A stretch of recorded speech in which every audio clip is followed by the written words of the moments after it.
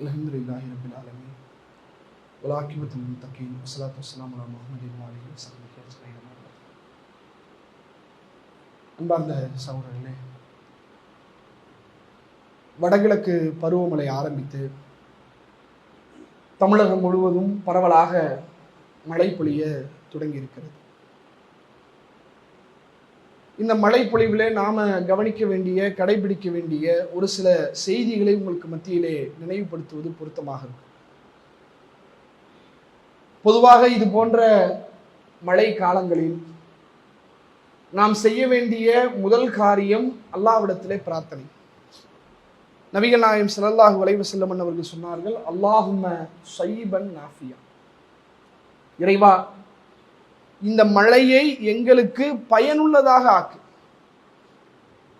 அளவு கடந்து மழை பொழிந்து அதன் மூலம் பாதிப்பையோ சிரமத்தையோ நாங்கள் அனுபவித்து விடக்கூடாது. இந்த மழையை எங்களுக்கு பயன் தரக்கூடிய மழையாக நீ மாற்றிவை இறைவா என்று அல்லாஹ்வுடைய தூதரவர்கள் இந்த பிரார்த்தனையை செய்திருக்கிறார்கள். நாமும் செய்ய வேண்டும் என்ற ஒரு வழிமுறையை கற்றுத் தந்திருக்கிறார்கள். அதே நேரத்தில் இது போன்ற மழை காலங்களில் இன்னொரு சூழலும் ஏற்படும். என்னன்னு சொன்னா, ஆங்காங்கே தேங்கி இருக்கக்கூடிய தண்ணீரிலிருந்து கொசுக்களின் மூலமாக டெங்கு, மலேரியா இது போன்ற நோய்களுடைய பரவலும் இந்த மாதிரியான காலகட்டத்திலே அதிகம் ஏற்படும். அதுபோல நம்முடைய வீட்டு பிள்ளைகளுக்கு சளி, காய்ச்சல், இருமல் இது மாதிரியான நோய்களுக்கும் நம்முடைய குழந்தைகள் ஆளாகுவார்கள்.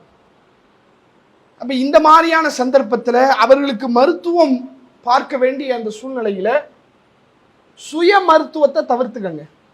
நம்மளா என்ன பண்றது, சுயமா ஜுரமா இந்த டானிக்கை ஊத்து, காய்ச்சலா அதை ஊத்து, சளி பிடிச்சிருக்கா, இருமலா இந்த சிறப்பை ஊத்து என்று சுயமாக வைத்தியம் பார்க்குறோம் பாருங்க, அதை நிறுத்தி கொள்ளுங்க. ஏன்னா சமீபத்தில் நீங்க பார்க்கலாம், மத்திய பிரதேசத்தில் கிட்டத்தட்ட ஒரு 25 குழந்தைகள் கோல்ட்ரிஃப் என்று சொல்லக்கூடிய ஒரு சிறப்பை குடித்து அதன் மூலமாக இறந்து போனார்கள். சமீபத்தில் தொடர்ச்சியாக அரசு தரப்பிலிருந்து வெளியிடப்படுகிறது, இந்த மாத்திரையை பயன்படுத்தாதீங்க, இதன் மூலம் கிட்னி பாதிப்பு ஏற்படுது, இதன் மூலம் இன்ன பிற பாதிப்புகள் ஏற்படுகிறது என்று தொடர்ச்சியாக பல மாத்திரைகளுடைய பெயர்கள் வெளியிட்டப்பட்டு கொண்டே இருக்கிறது. அப்ப இந்த மாதிரியான சந்தர்ப்பத்தில் குழந்தைகளுக்கு வைத்தியம் பார்க்கக்கூடிய நேரத்திலோ அல்லது நமக்கு வைத்தியம் பார்க்கக்கூடிய நேரத்திலேயோ எது நம்முடைய உடலுக்கு சரியாகுமோ அந்த வைத்திய முறையை கையில் எடுத்து மருத்துவம் பாருங்க, தப்பு இல்லை. ஆனால் சுய மருத்துவம் இருக்கக்கூடாது. ஏன்னா அது மாதிரியான பாதிப்புகளை நம்ம பார்க்கிறோம். ஒரு குழந்தைக்கு காய்ச்சலா அதுக்கு ஒரு மருந்து, இன்னொரு குழந்தைக்கு காய்ச்சல் அதுக்கும் அதே மருந்து, அப்படி கிடையாது. குழந்தைகளுக்கு அது மாறுபடும். அவருடைய உடலை பொறுத்து, அவருடைய வயசை பொறுத்து, எடையை பொறுத்து அதெல்லாம் மாறுபடும். நம்ம அதை கவனிக்கிறது இல்லை. அதன் மூலம் பல பாதிப்புகள் ஏற்படக்கூடிய இந்த காலகட்டத்தில் ஏற்படக்கூடிய காட்சியை பார்க்கிறோம். அப்ப இந்த விஷயத்திலையும் நம்ம கவனமா இருக்கணும்.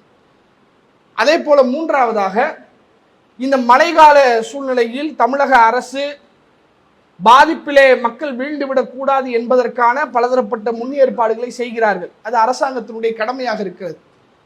அதே நேரத்தில் நம்முடைய ஜமாத்தினுடைய தொண்டர்களும் நிர்வாகிகளும் ஒருவேளை களப்பணியில இறங்க வேண்டிய ஒரு சூழல் நமக்கு ஏற்படுமேயானால் அதற்கும் நாம் தயாராக இருக்க வேண்டும். நெருக்கடியான நிர்பந்தமான ஒரு சூழல் கடந்த காலகட்டத்திலே அல்லாஹ்வுடைய மிகப்பெரிய கிருபையை கொண்டு எந்த விதமான தன்னலமும் இல்லாமல் மக்களுடைய துயர் துடைக்கக்கூடிய வகையிலே களத்தில் இறங்கி நாம் களப்பணி ஆற்றினோம்.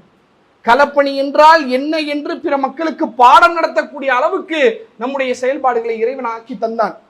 அதே போல இந்த கால சூழ்நிலையில் அப்படிப்பட்ட ஒரு வாய்ப்பு ஏற்படுமேயானால் அதற்கும் நாம் தயாராக இருக்க வேண்டும். களத்திலே இறங்கி படைத்த இறைவனுடைய திருப்திக்காக களப்பணி செய்யக்கூடிய மனநிலையும் நமக்கு இருக்க வேண்டும் என்கிற தகவலை சொல்லி என்னுடைய உரையை நிறைவு செய்து கொள்கிறேன். வாஹதவன் அல்ஹம்துலில்லாஹி ரப்பில் ஆலமீன்.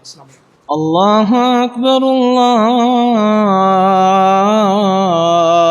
அக்பர்.